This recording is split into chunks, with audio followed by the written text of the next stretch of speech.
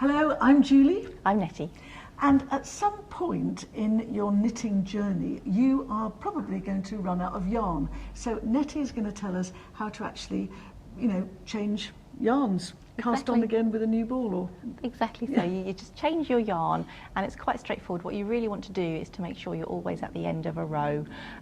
So, for example, this lovely jumper that we have here will have been made with several balls of yarn, and the designer will want you to make sure that you can change your yarn at the edges rather than in the middle. You can imagine that it could. Well, I'm sure you do a good job, but you might notice a little yarn change in the middle. It can happen. Yeah. I have knitted a shawl and run out in the middle of a long row, and I thought I would make it, but I couldn't. So, you do get caught short sometimes. Okay, so you're going to tell us how to do it seamlessly, literally. Yes.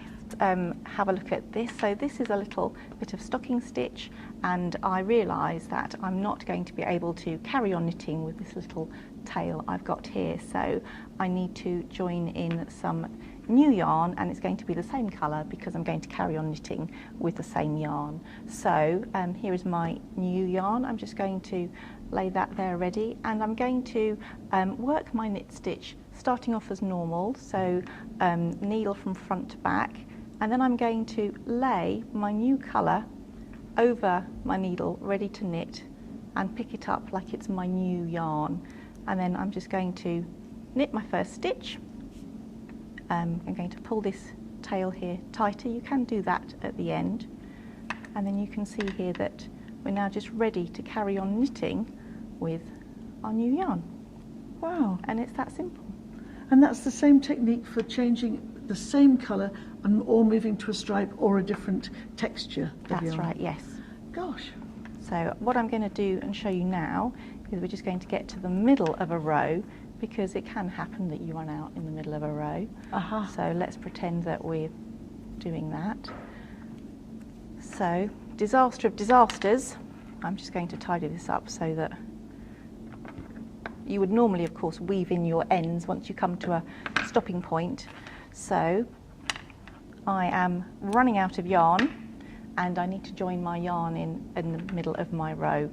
So I'm going to insert my needle into my stitch like normal, lay my new yarn over, pick up the working end, the long tail that I'm going to need, and just carry on knitting my stitch, and I'm away again. Wow.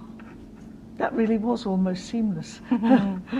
And the trick to do is when you're tidying up your yarn on the back is just to make a nice neat little knot, and then you can weave in your ends afterwards neatly as well. Good. And presumably it's worthwhile noting, if you are coming to the end of your ball of yarn, stop before you get to the middle of the row syndrome. Exactly. There is a bit of a rule of thumb. You can if you can measure 3 or 4 times the row you've got left to go, and if you've got enough yarn left on your ball, you should make it, but it does depend very much on your pattern as well. Right, good tip. Thank you, Nettie, invaluable. Hope you found it really, really helpful. To see you again next time.